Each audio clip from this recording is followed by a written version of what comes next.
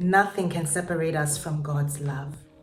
But we are the ones who can separate ourselves from God. Today, I want to share a message that is so dear to my heart. I want to just have a conversation with you about this because I have been having conversations and I've noticed a pattern in the people that I've been talking to online. Thank you so much for reaching out, and also those around me, that there is a pattern in the atmosphere of people who are struggling to keep that connection with God, or find themselves in God, or feel distant from God. And I want to address this today because I was also there too. And I've come to a point in my life where I identified what was happening, what caused me to be separated from God, and how to come close to the Lord. And I want to share this right now with you today. So without further ado, let's jump right into the video.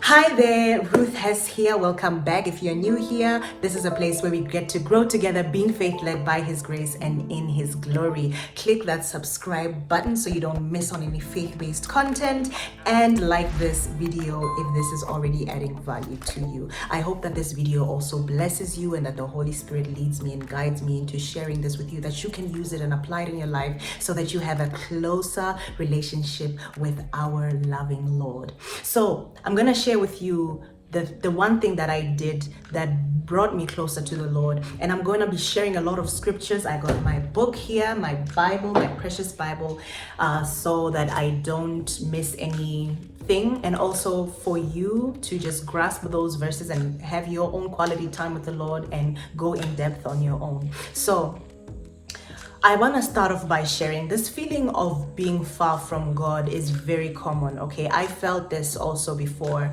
and I know that feeling, that gap in our heart that we can't quite put our finger around, where we're missing something. We know that, oh, I need to be close to God. Oh, I know I don't pray anymore. I know I don't read the Bible. I get so bored these days. I just don't have that fire for God anymore. Even if you're just trying to find your ways of getting closer to the Lord and you're struggling with that, I've got you. So when feeling far from God, I always ask people this question. I always ask, what happened? If you were close to God before, what happened there in your life that caused you to drift from God? Was it distractions of people? For me, it was distractions of the world. I got enticed into material gains and stuff, and that's what separated me from God. You can also ask yourself, did something happen to you? Did you get really disappointed in your life and you felt that God disappointed you? It can also be that, or that somebody broke your heart and you were dwelling on that pain and for so long that you forgot about God. You know, we are human beings. These things can happen, but I always ask that question just so that you have an idea of what that was, so that you can address it with the Lord and come to it to come with it to God. And so I just want to share with you that the one thing that separates us from God is iniquity. It's wickedness. It's what we do apart from God, what we do when we turn away from God and say, I will deal with you, God, later, but right now I'm doing this. What we do in sin. That's what separates us from God. Not from God's love, but we are the ones who separate ourselves from. Let's go into the Bible. Isaiah chapter 59 verse 2 says, but your iniquities have separated you from God. Sin has hidden His face from you. So if you just grasp that, sin hides His face from us. We can't see Him because of the sin that we are entangled with in our lives. We can't see His power manifesting our lives. We pray, prayers are not being answered in our lives, right? We are looking for joy and for happiness, but we are not seeing His essence being glorified in our lives. And that is because of iniquity. We don't see God's presence in our lives when we are going through iniquity and choosing to stay in it. Remember when Adam tried to hide from God after he sinned? Basically, that just means turning away from the Lord's command and doing otherwise. He tried to hide from God. And this is what we do.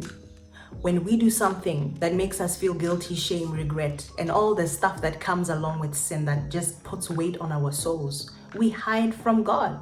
We don't want, it's almost like we don't allow Him fully in because we are ashamed. I've been there. It's almost like we're not comfortable with being open to him about those dark places because it's painful, right? But God knows our hearts more than we do. So there is power in confession. And I want to give you the 3 things that confession brings about. Confession is the one thing that removes the sin that blinds us from seeing God in our lives, that blinds us from allowing God to come into our lives. It is the power of repentance. Now, we view repentance as something that makes us look weak, that makes us look like bad. But we are sinners. Can we just accept that we are sinners by nature and we will make mistakes? But God has come for sinners. Jesus came for sinners to repent, not for the righteous, right? So let's go into the first point that I want to share. The power of confession is that it opens us up to receive God into our lives. Look at Zechariah chapter 1 verse 3. Return to me and I will return to you. James chapter 4. Come nearer to me and I come nearer to you. Continues to say, wash your hands, you sinners, and purify your hearts, you double-minded. God simply calls us to repentance, and that is a way of us coming closer to God. So when we come closer to God, He comes closer to us, but we have to make that choice because we are given a will, right? We were given souls that have a choice.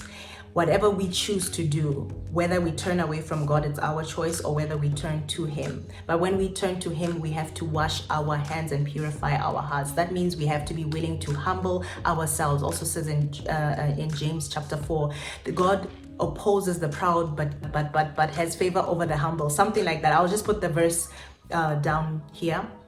And so when we humble ourselves, we choose to be vulnerable before the Lord. We choose to let go of pride and say, Lord, I was wrong. Lord, this is what I feel. This is what I think. I'm going to go a little bit in depth with you personally. There was a sin that I was struggling with. And when I came to the Lord in humility, I said, Lord, the truth is I like this sin, but I don't like what it's doing in my heart. Help me feel the way you feel about this sin. I no longer want to enjoy it, but it seems like my flesh enjoys it so much, but I know it's not good for me. It doesn't serve me well, and I know that it's not from you. And over time, I found myself losing interest in that. By the power of the Holy Spirit, I thank the Lord for that. So you can change your prayer life to be that way as well. I just encourage you to do that if it is something that you're struggling with.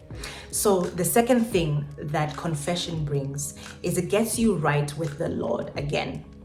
It just gets you in right standing with Him. Confession allows you to come so close to the Lord that you are protected by Him, fully, wholly, and completely. You are under His wing, right? You are under His love and help. Let me just go to John chapter 15, verse 10. Jesus said, if you keep my commands, you will remain in my love. Here are His commands. He has given us His commands so that we can continue being with Him, continue knowing Him, continue growing in Him, continue being led by Him in this world, continue to be in His pure joy and keep cleansed and purified and living righteous. It's not some kind of a religious custom where like you are being controlled or something like that. No, it is a way, it is a truth, and it is a life. When we keep His commands, we remain in His love. It's almost like how a parent views their child.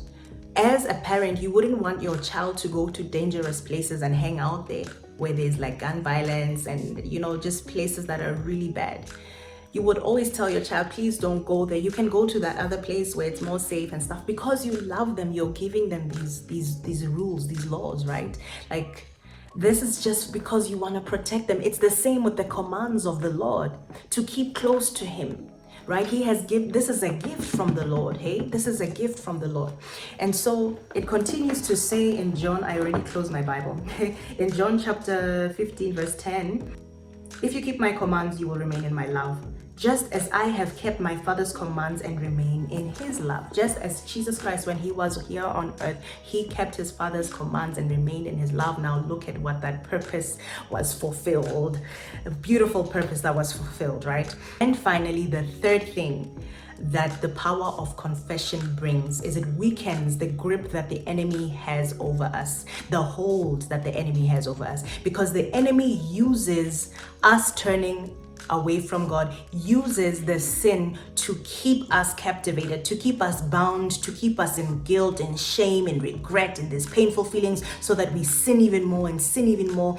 And it's almost like you're in this prison and you don't like the fact that you're there. And even the things that you do, if you still like them, you still feel guilty about it tomorrow. They still haven't left you the next day. It's like an unhealthy cycle. So when you confess, you bring those things to the Lord and you give them to him verbally. If you confess with your mouth, right? We'll get into that verse in a bit. You give them to the Lord, and now you are giving the Lord power over whatever it is that you have allowed, that you have confessed to him. And this weakens the grip of the enemy in your life, and it allows God to come in now and help cleanse you and purify you and help you live in a righteous way. You're not alone in this. The Lord is with you to take you through this. I encourage you to read Psalm 51 if you are struggling in sin, if you are struggling with repentance. Psalm is a good guidance. It's a good prayer. Pray it over your life. Pray it for some days and start confessing also things in your heart that you feel are the ones that are really hiding you from the Lord, right? Whatever it is in your heart that is dark, I encourage you to confess it so that you open up to the Lord and allow him there. The Bible says that there is more joy in heaven over one sinner who repents than over 99 righteous people who don't need repentance. So if it's just you and I coming to say, Lord, forgive me for, heaven is like, think about it that way. Luke chapter 5 verse 32, the Lord says, I have not come to call the righteous, but sinners. He has come to call sinners to repentance. Do you see how much the Lord is calling us to repent? Why does the Lord want us to repent so much? Because of just what I shared with you. It brings us closer to him. It helps us remain in his love. He has more protection, more control over our lives to keep us protected and under him and close to him as our Father. It's a beautiful thing. Repentance is a blessing from the Lord that he has given us because of what Christ did to come here to reach us on earth and died on the cross. All that he has shed and sacrificed for us at the cross is because of this. Because of the power of repentance that brings us close to him, for him to have a direct line and access to us, and for us to also have that direct line and access to him. 2 Chronicles chapter 7 verse 14. If my people who are called by my name will humble themselves, number 1, and pray, number 2, and seek my face, number 3, and turn from their wicked ways, number 4, then I will hear from heaven, I will forgive their sin, and I will heal the land. These are the 4 steps that you can start taking today to just get back to the Father, get back close to the Lord and encounter him daily. We have to have an attitude of repentance. Matthew chapter 3 verse 8 says, produce fruit in keeping repentance. The Lord, we should know that we are not perfect fleshly human beings. So we can make those mistakes, but we should have an attitude of, when this mistake happens, when I know I did wrong to the Lord, I should come to him humbly. The Lord knows your heart. Humbly and repent of my sin to get back to him. 1 John chapter 1 verse 9 says, if we confess our sins, he is faithful and just and will forgive us our sins and purify us from all unrighteousness. He will purify us from all unrighteousness. It's straightforward, right? He's the one who purifies us, and from all these things we should also believe that the Lord will help us turn away from unrighteousness to keep us holy. Friends, you have nothing to worry about. God is with you and for you. I just encourage you, as your friend, as your sister in Christ, to lean into that call from God that you feel in here. You know what I'm talking about, that empty feeling, that missing something greater in your life, that higher calling, that higher purpose, that call from God to just draw closer to Him. Now, I've given you this. Please come back and comment down below how this has been helpful for you. If you have any questions, you know how to reach me on my DMs on my social media. I'll put the links in the description below. And yes, I just want to encourage you to see repentance in this new light that I just presented to you. I used to view it in a horrible way and feel weak about it because of how other Christians communicated. Repent! But repentance is a gift from God. It is His love. And He demonstrated His love for us at the cross by coming down as a human body to reach us.